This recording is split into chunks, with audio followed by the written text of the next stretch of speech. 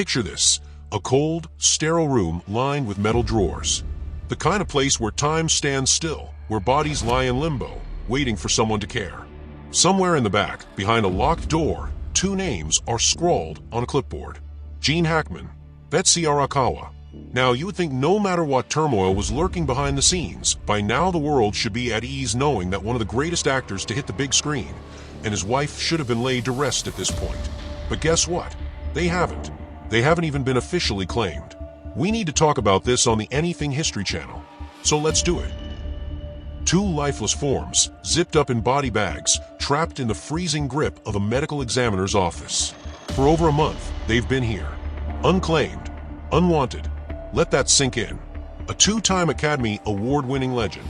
A man who dominated the silver screen. And his wife, the woman who stood by his side for decades. Yet no one, not their friends, not their family, not Hollywood itself, has stepped forward to claim their bodies. Why? What the hell is going on? Because, my friends, this isn't just a story about death. It's a story about money, betrayal, family drama, and a cold, cold legacy. The estate nightmare. Gene Hackman was worth $80 million when he died.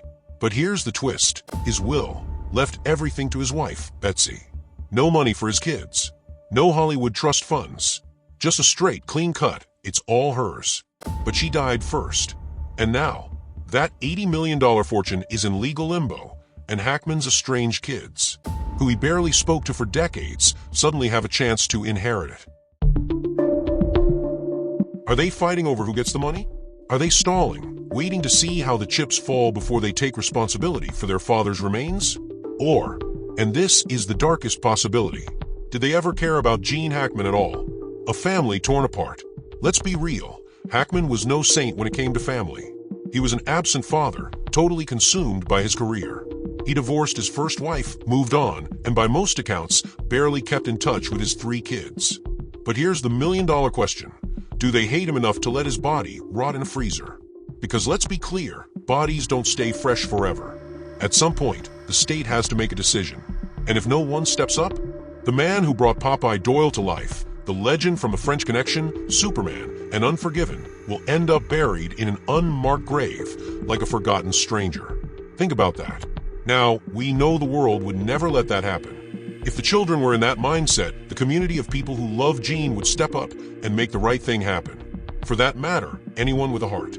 So that's not the problem. The big deal here is that Gene was a Hollywood legend, now seemingly treated like a nobody. This is just unacceptable. And what excuse could you have to let this happen to a man and his wife who were multimillionaires? And the question hangs in the air like a thick fog. What is the holdup? Most families, especially those with means, move swiftly when a loved one passes. Arrangements are made, calls are placed, funerals happen within days or weeks at most. But Hackman's 3 adult children, Christopher, Elizabeth, and Leslie, have yet to claim their father. These are not distant relatives without a connection. These are his own children. They released a public statement mourning his loss, but where is the action? Why haven't they stepped in to lay him to rest? Hackman wasn't just another celebrity. He was an icon, an Academy Award-winning actor, a Hollywood powerhouse, a man who spent his life in the public eye. But behind the accolades, there was another story, a family strained by distance, time, and perhaps resentment. The actor previously described his relationship with his children as being tough. He told the New York Times in 1989, "You become very selfish as an actor. Even though I had a family, I took jobs that would separate us for 3 or 4 months at a time. The temptations in that, the money and recognition, it was too much for the poor boy in me." Expanding on his relationship with them in a 2000 interview with the Irish Independent, Hackman said, "It's tough being the son or daughter of a celebrity. I couldn't always be home with them when they were growing up, and then, living in California, they've had my success always hanging over their heads." This is a reality that might be playing out now in this strange, prolonged farewell. And let's not forget the money. Hackman's estimated $80 million fortune didn't go to his children. It all went to Betsy, his second wife, now lying beside him in that morgue, with no will naming them as beneficiaries. Could this be a factor? Could legal wrangling be delaying the process? Or is this simply a case of a family dragging their feet for reasons unknown? Then there's the bizarre nature of their deaths.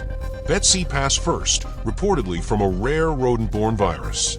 Jean followed days later, possibly unaware that she was already gone, succumbing to heart disease worsened by advanced Alzheimer's. The circumstances are tragic, almost surreal. But does this explain why they still remain unclaimed? Of course, the family could have their reasons. Maybe they are working on private funeral arrangements. Maybe they are waiting for a specific burial site, a special tribute.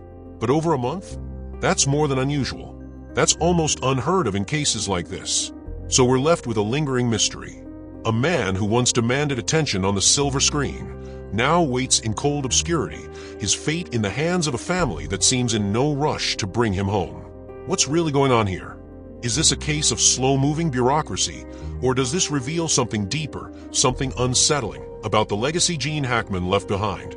What happens next? So what's the deal? Why are Hackman's kids stalling?